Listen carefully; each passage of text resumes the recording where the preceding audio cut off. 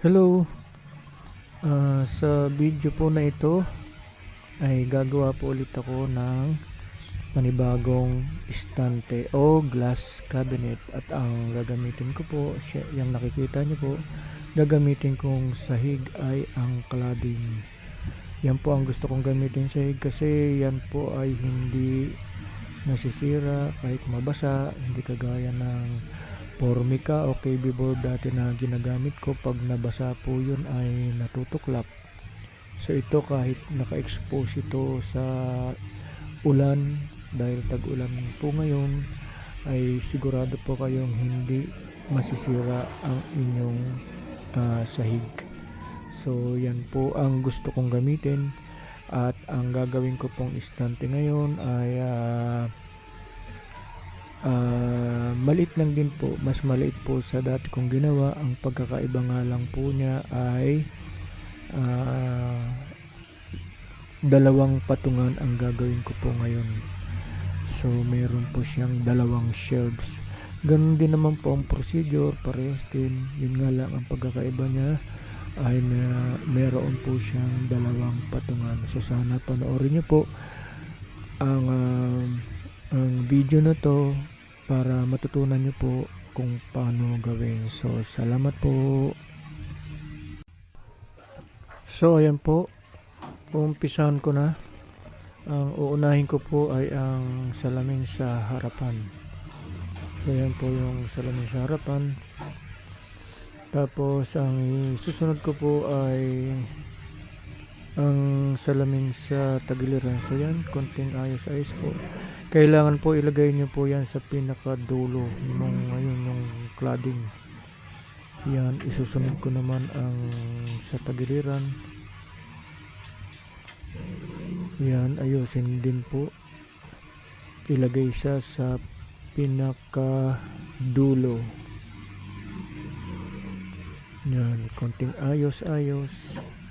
Tapos yan, nilalagyan ko po siya ng scotch tape. Pag maayos na po, sigurado nang nasa dulo, yan, lagyan nyo po siya ng scotch tape.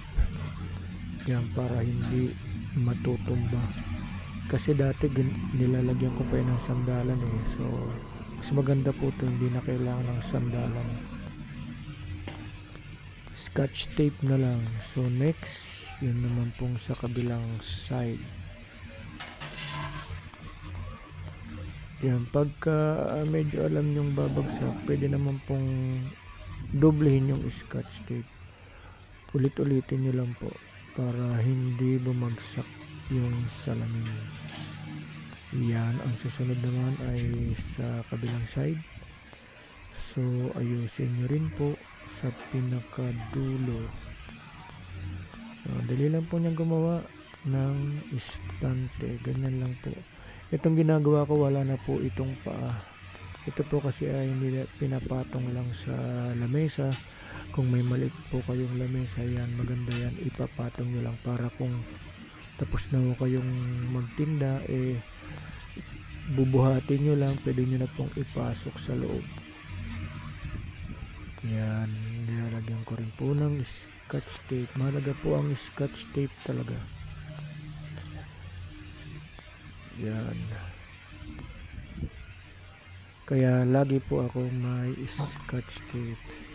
So next, dahil ayos na, so lalagyan ko na po siya ng silicone. So ang ginagamit ko talaga ay sealant clear, para yung transparent po ba, para malinis tingnan, hindi siya masyadong kita. So yan, apply na po ang silicone. So lahat po yan lalagyan nyo, lahat ng mga sides. Yan, o diba, hindi na po siya natutumba kasi may scotch tape na. So yan, siyempre lagyan nyo rin yung kabilang side. So madali lang po ito gawin. Yan, kung matutunan nyo po ito, pwede kayong gumawa, pwede nyo pong pagkakitaan itong estante na to. Yan. So pag medyo makapal yan, hinahagod ko po yung silicone yan.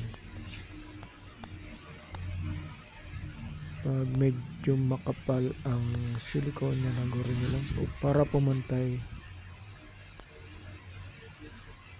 Tsaka madali lang pong matuyo yung silicone na yan.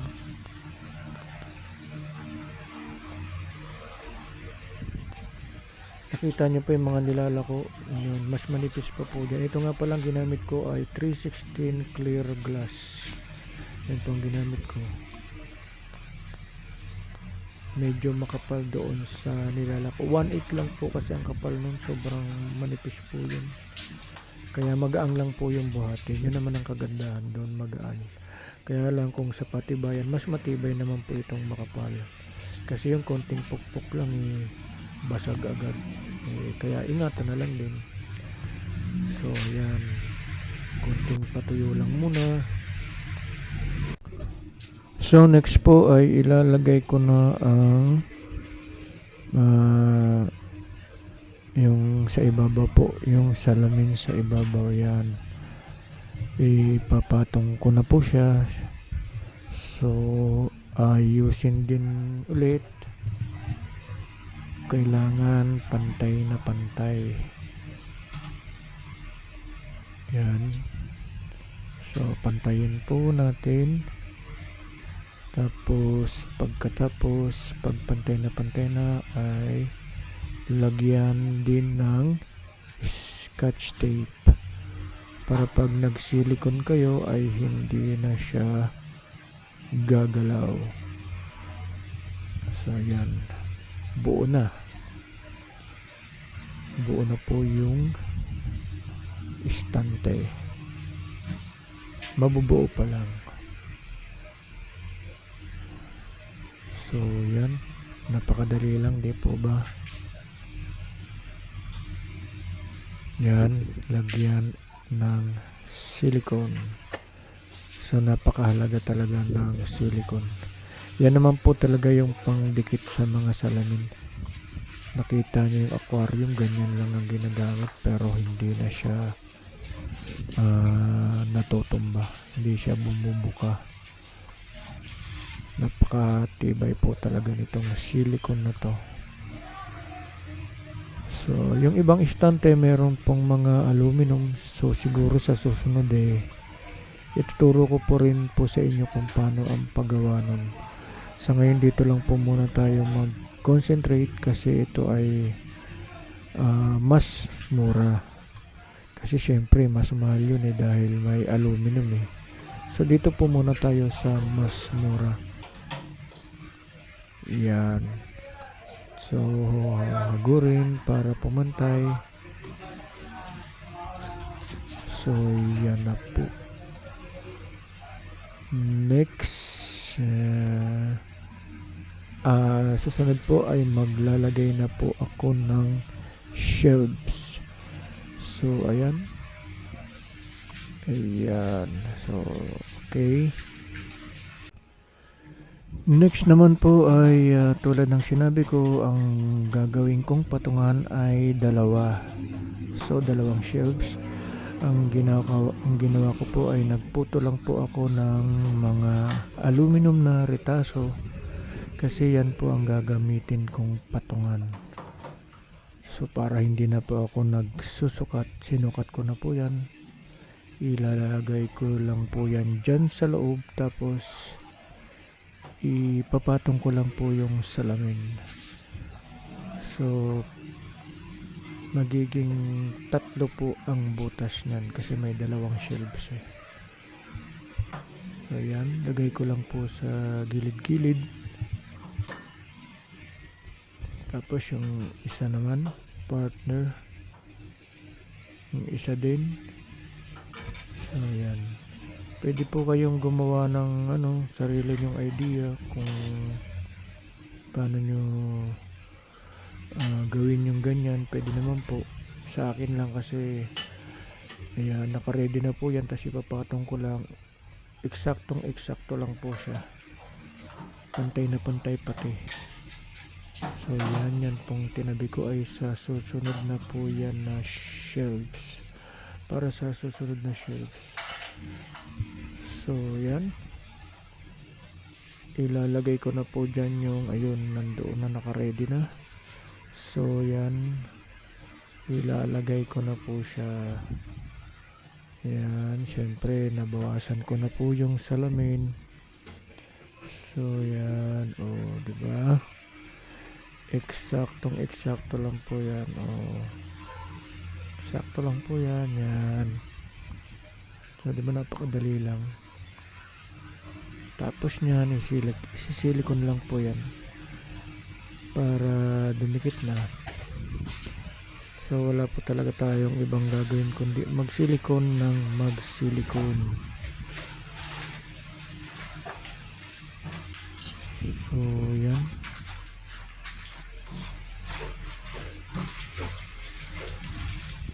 magsisilikon lang po tayo ng magsisilikon.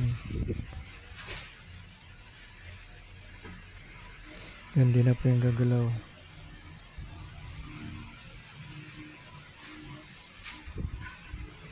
Mas maganda rin kasi yung may dalawang shelf, mas maraming na ilalagay. Yung iba gusto maraming patungan, yung iba naman gusto hatiin lang kasi nga pag matataas yung ilalagay nila, so hindi naman magkasya. So depende sa paninda. So yan, hagurin.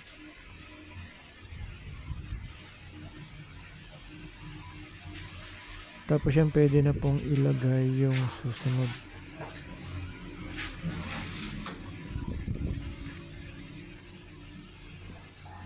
Hindi na yan babagsak.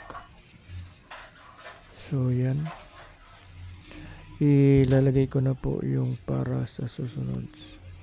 So patong ko rin dyan. Ayan, medyo hindi ko sinasagad dyan kasi para hindi dumikit sa silicone.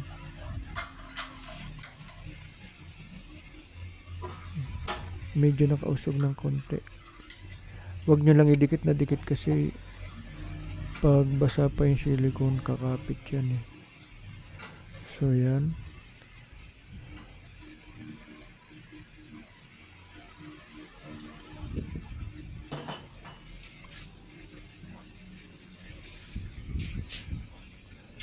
tapos yan, tinan nyo, sinukat ko kasi baka kako iba na. So halos pares lang po, may konting diferensya lang pero okay na rin po yan. Halos parehas naman. So yan, so sana po napapalo nyo po ang video na to.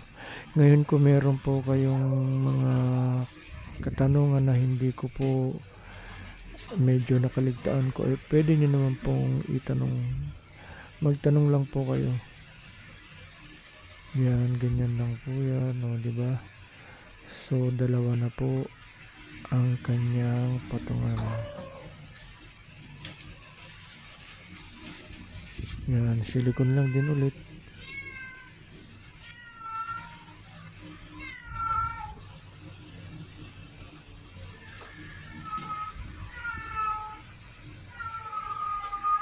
Yan.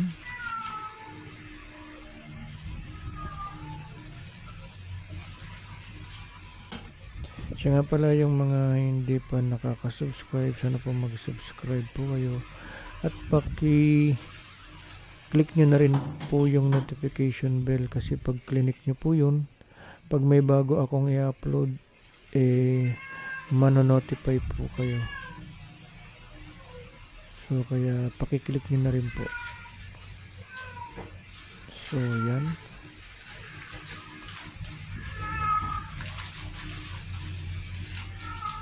so hintay-hintayin lang po yan natin matuyo. Kailan po yan patuyuin kasi tatanggalin po yan, tapos babaligtarin ko at isisilikon ko ulit. So ayan po ang hitsura niyan pag naka front view. So tingnan nyo naman, halos pantay naman po ang mga butas. Kung may diferensya man konting-konti lang, 'di ba? Yung medyo gitna, pero okay na rin po 'yan. So itutuloy ko na po. So ngayon naman po dahil tuyo na ay aalisin ko na po yung ginawa kong patungan. So yan, hugutin lang.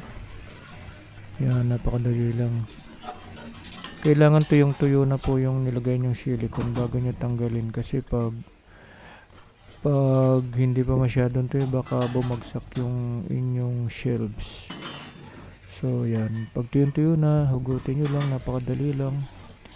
Tapos itabi na naman para sa susunod na pag gumawa po ulit kayo ng ganitong design, gagamitin nyo pa rin po yan. So ganyan lang po kadali yan. So itabi. Ngayon ay babalik ta rin ko na, kasi isisilikon ko din po yung sa ilalim, siyempre para siguradong matibay po. Pero matibay na po yan para mas sigurado pa. Kasi kung may medyo mabigat yung mga ipapatong ay hindi po talaga siya babagsak. Pero na lang kung mabasag mismo yung salamin sa sobrang bigat. Kailangan balance lang po yung ilalagay. So yan, isilikon nyo rin po yan.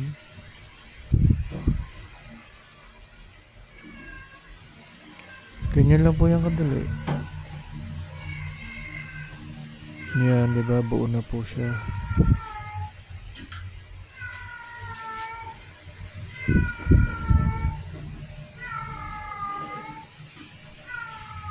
Makapit na po yan. Yan, hagurin yung makapal para pumantay. So kaya lagi akong may papel, kasi pinupunas ko agad para wag kumalat yung silicone kung saan nakalagay.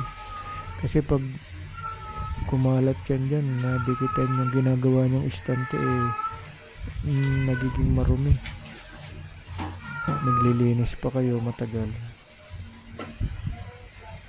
So ayan, silicone ulit.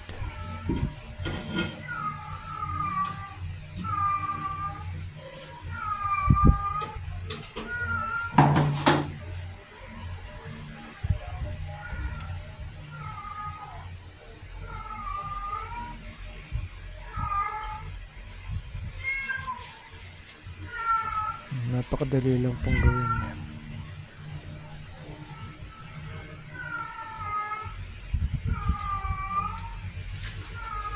Sa susunod po, iba na po yung gagawin ko ngayon, kasi puro mga istanteng maliliit lang po muna ang kino-concentrate ko.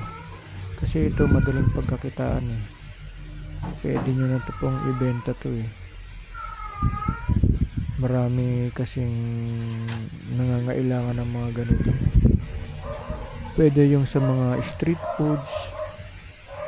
Yan, ganyan din po yung ginagamit nila. Mga nagtitinda ng banana cue, fishball, mga kikiam. So ngayon naman po, lalagyan ko po ng glass clip. Yan yung pinakadulo niyan. Para mapukpok man siya, iwas basag po. Pang protection din po kasi itong glass clip. Kaya nilalagyan ko po talaga yan. Kasi pag ganyan lang na salamin malay nyo mapukpok, pwede magkakabungi na yan. So ito lang po yung pang protection. So yan, ginugunting ko na nga lang yan sobrang lambot. Yan, ginugunting ko lang po, madali lang yan. Sobrang nipis na rin po kasi ng mga yung tulad ng script na yan, manipis na rin, kaya okay lang kahit guntingin. So yan, ganyan. Tapos lalagyan ko lang ng silicone para dumikit. Yan, lagyan nyo lang po ng silicone.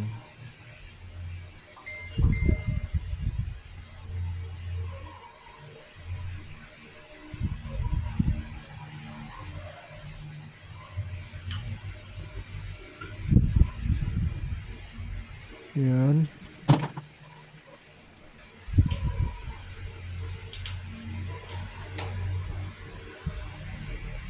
Ayan, ipasok na lang po doon.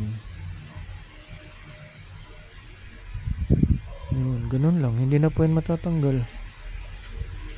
Kasi nakasilant na eh. Tapos yung isa pa.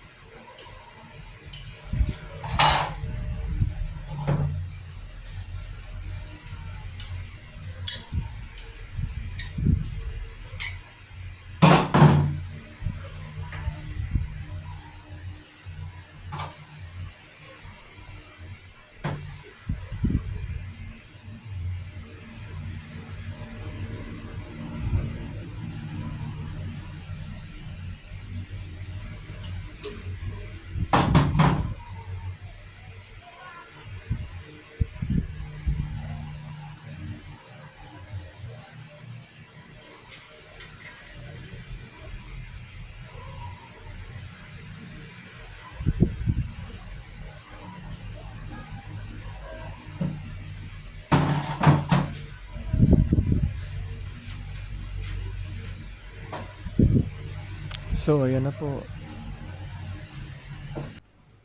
So, dito naman po ay ilalagay ko na ang screen astragal. Medyo pinas forward ko na po ang video kasi masyado nang hahaba. So, yan. Ilalagay ko na po yan. So, wala pa akong gamit kaya lagari lang muna. So kung kayo po, kung meron kayong grinder, mas madali po ang grinder eh. Wala pa kayong electric eh. So grinder, mas magandang gamitin. So paikot po yan, ilalagay nyo. Kaya lang kailangan yung kabilang palikpik eh, tatanggalin nyo po. Kaya yan, ginugunting ko yan eh.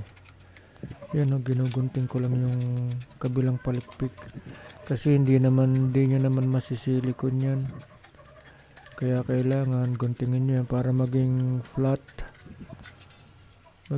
siya. Tapos ayan, pagka nagunting nyo, syempre kailangan kikilin nyo po para pumantay.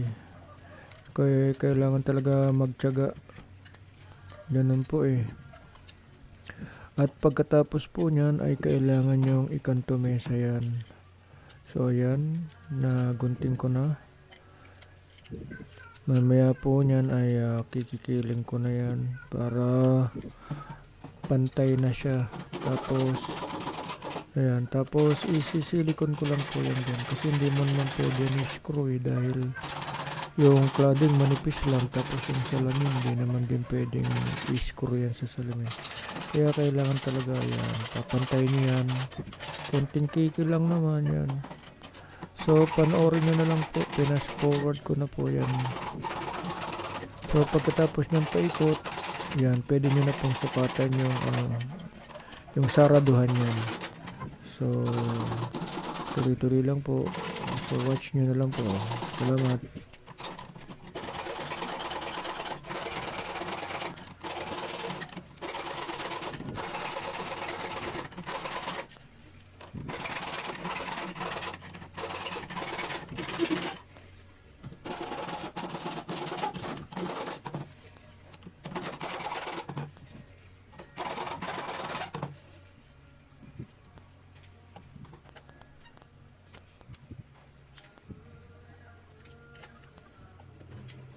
So ayan, kakantomesa nyo po yan pagkatapos nyo matanggal yung isang palikpik. So kailangan nyo yung kantomesa po yan. Tapos tulad ng sinabi ko kanina yan, gagawin nyo po yan sa ibang sides, paikot pati sa taas. So ngayon na po ay tapos ko na pong putulin yung screen astragal. So yan, isisilikon ko na po. So yan, sinilikon ko na.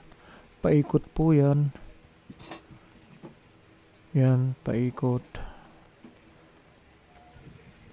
Para masukatan naman yung gagamiting saraduhan. Ang gagamitin po dyan ay 798 screen frame. So yan. Yan po yung gagamitin ko. Kaya screen astragal ang ginagamit ko. So kung nagpapalo po kayo ng aking mga video, ang susunod po na ituturo ko ay yung traditional naman. So gagawa din po ako noon yung lower ka and upper ka. Para mayroon po kayong option. So ngayon kasi ito ang gusto kong gawin yan. Maganda po kasi ito yung wala siyang awang. Walang awang yung pag ito ang naging saraduhan nyo. Wala siyang awang, hindi kagaya nung lower ka, upper ka. Maawang po yun tapos may gulong pa. So ito magandang gamitin kaya kahit medyo mahirap ng konti, matagal pero maganda po siyang ilagay. So ayan lang po. Tapos na. Ganyan lang po yan kadali. Ngayon naman po ay lalagay ko muna ang 1/2 by 1/2 angular. Kailangan po lagyan niyang paikot. So ang ginagawa ko dyan ay ginugunting ko lang dahil malambot lang naman po ang 1/2 by 1/2 angular. So yan Tapos isisilikon nyo lang po yan. So ganyan lang po yan kadali. Para maging presentable naman ang ating glass cabinet. So panoorin nyo na lang po, ipapas forward ko na lang po.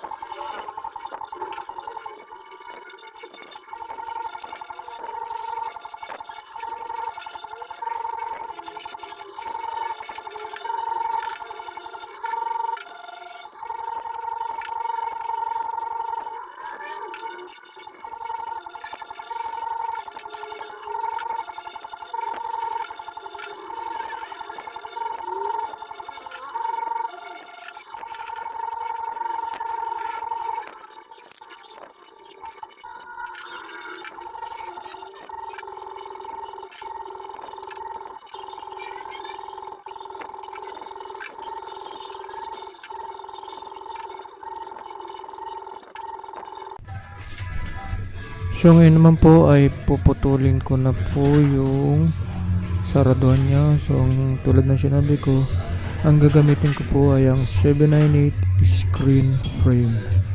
So ang gagawin niyo po dyan ay itututok niyo lang po yung metro nyo doon sa taas hanggang sa baba. Yan, nakatutok lang po. At magpa-plus lang po kayo dyan ng 3/8.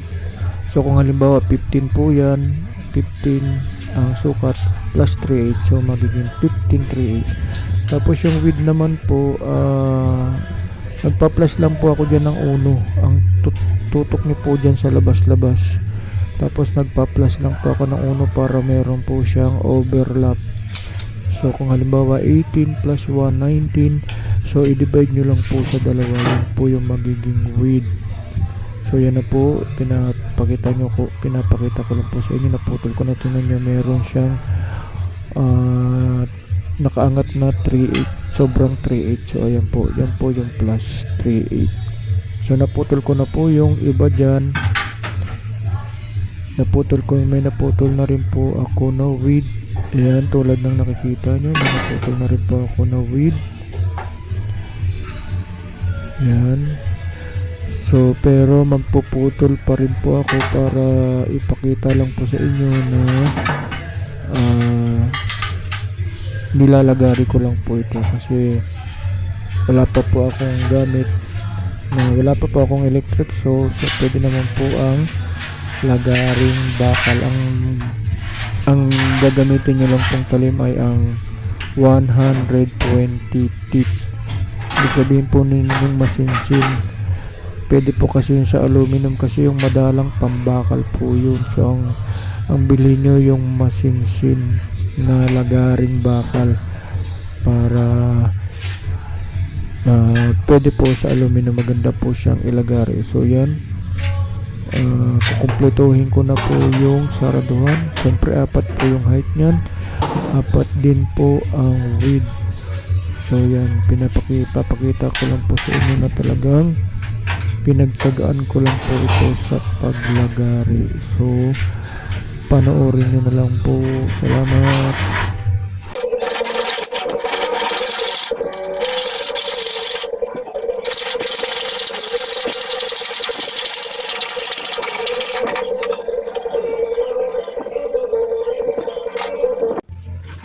So ngayon naman natapos ko na pong putulin yung mga 798 screen frame. Bubuuin ko na po yung saraduhan. So yan po yung 798 corner bracket. Pasok nyo lang po yan dyan sa dulo. Yan, minsan masikip. Pag masikip, pukpukin nyo lang po.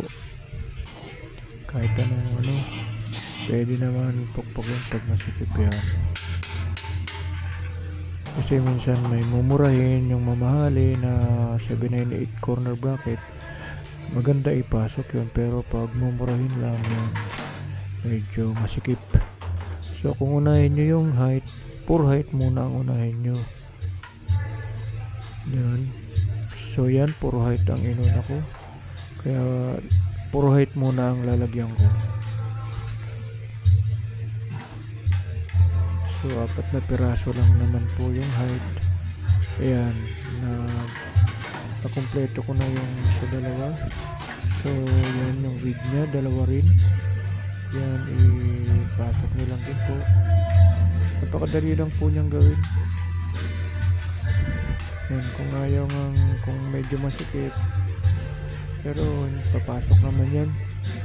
Yan, diba? O yung kabila naman. Tapos yan na. So ipasok na rin itong kabilang side. Yan, pag nasikip pwede nyo pukpukin yan.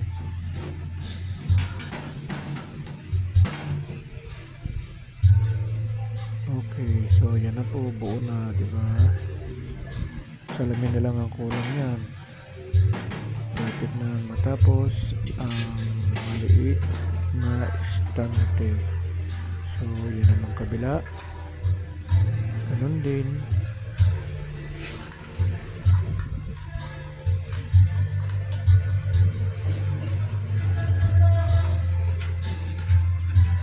Pag pag ayaw pumasok, pilitin nyo lang po, talagang ganyan lang po yan eh. Medyo minsan kasi medyo masikip yung butas ng 798, tapos medyo makapal yung 798 corner bracket siya, kaya pinupukpok ko pa yan eh. So ayan na, malapit na siyang mabuo. So yan, kabila naman.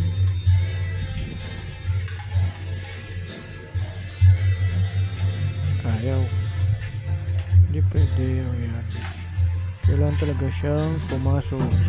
So diba, next, yan, okay, tapos na, salamin na lang, pero kailangan nyo pa rin yan i-reach. So ayan na, tapos na po. Testing muna, testing natin yan doon sa loob. Ito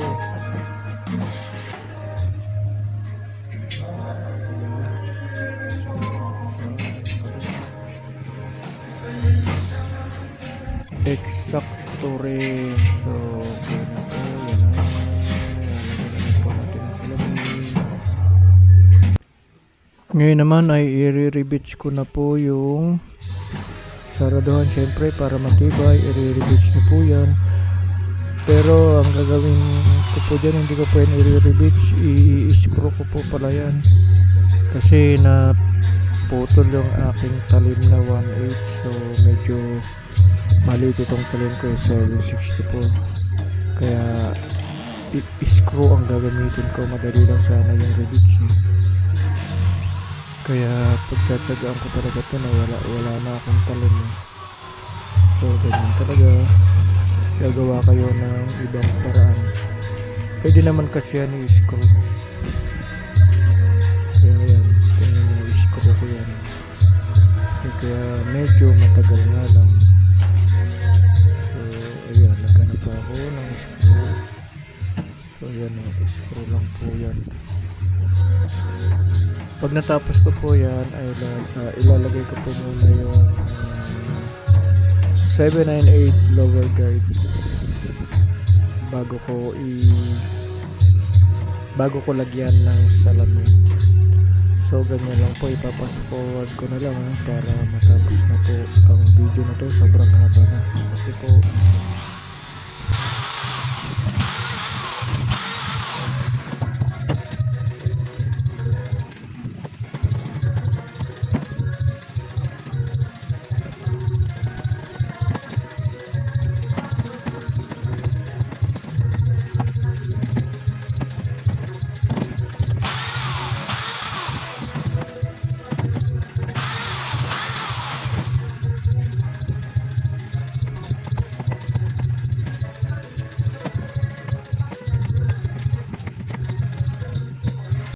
ngayon naman ilalagay ko na po yung 798 lower guide.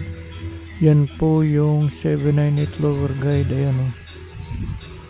So ang gagamitin nyo pong talim dyan ay dapat ay 1/8, eksakto lang po yan. Butasan nyo po yung dalawa yung ilalagay nyo dyan eh, kanan sa kanan at sa kaliwa. Yan, butasan nyo lang po yan. Kaya ang ginamit ko dyan dahil naputol nga yung talim ko 764, kaya niluluwagan ko po yan kasi 764 lang yung talim ko, kaya kailangan luwagan ko pa. Kaya gamitin nyo po ay ang 1/8. So ipapas forward ko na lang din po ito para hindi na sobrang haba ng video. Sige po.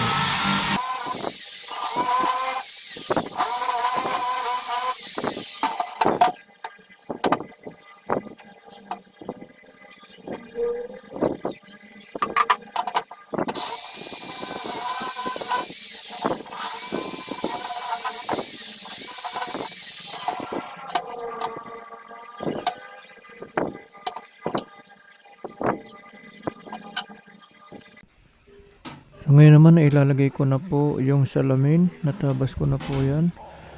So yan na po yung pinakahuli. Ang ginagawa ko po dyan ay lalagyan ko po muna ng silicone yan. Yan, lagyan ng silicone, paikot. Bago ko ipapatong yung salamin. Yan, 1/8 lang po pala ang kapal niyan.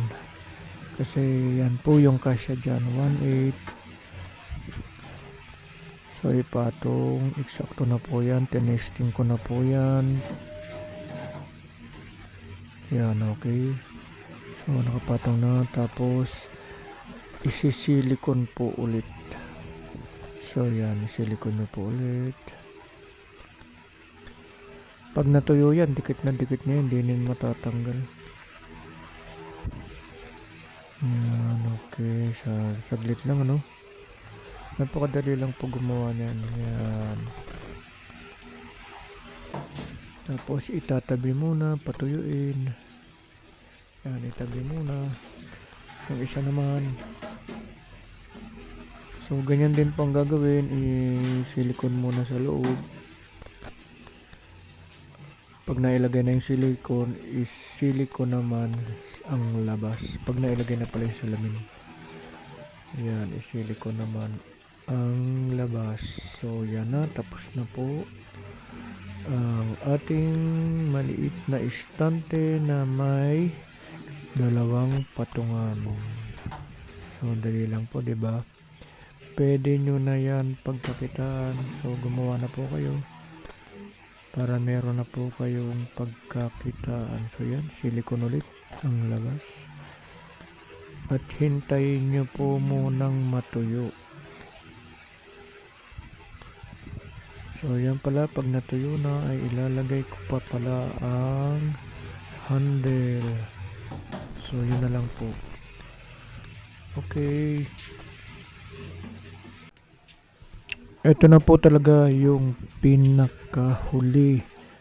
Lalagay ko na po yung handle. Yung gagamitin kong handle ay ang handle ng 798 po. Para maiba naman sa pangkaraniwang mga handle. Maganda rin po kasi itong handle ng 798 yan. Tornilyo nyo lang po yan. Tapos yan na. Tapos na. So yan, meron na po tayong natapos na. Isa na namang istante na merong dalawang patungan. So yan na po.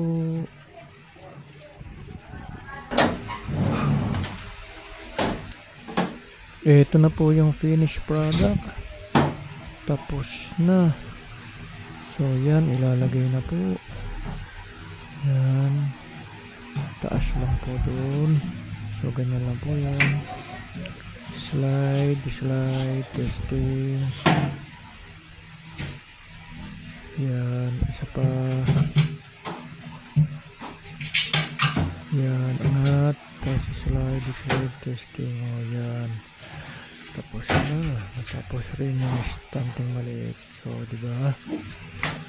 O, ha? Smooth na smooth. Ayan, walang awang. Ganda, diba? Ang ganda ng stamping. So, ang linis. Parang mamahalin nila. O yan, ang ganda. Sagawa na po kayo. Maraming salamat sa panonood. Sa uulitin. Abangan nyo po.